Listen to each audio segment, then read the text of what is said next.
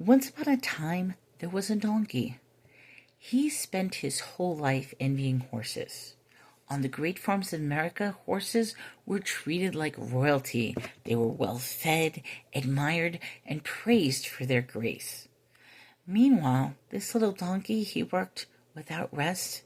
He was carrying sacks, stepping through the mud, sleeping on the cold floor. And every night, as he laid there exhausted, he'd watch the horses resting on clean straw and think, if only I were like them, my life would be so much better. One day, the donkey made a decision. I won't be a donkey anymore. He stopped carrying loads. He decided to walk with elegance. He tried neighing instead of braying, and he avoided the dirt just to stay clean. The horses, they only laughed at him. Look at him. He thinks he's one of us. He's still just a donkey. But the donkey kept going.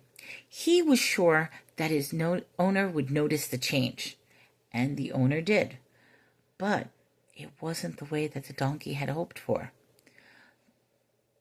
The farmer, he stopped calling him. He stopped feeding him. He ignored him. And for the first time, the donkey, he had no task. And he's like, I've made it, he thought. I am one of the horses right now. But as the days passed, hunger started creeping in. His legs grew weak. No one brought hay to him. He approached the horses, hoping that they would share with him. They looked over and said, this food is for horses. You're not one of us. He turned back to his old pen. Another donkey had taken his place. He tried to work again, but the little donkey had no strength. Now he was no longer a donkey, but he was never truly a horse either. He was currently no one. The farmer came over with rope in hand and said to the donkey, I don't feed animals that don't work. He said that coldly. The donkey, he tried to run, but he was too weak.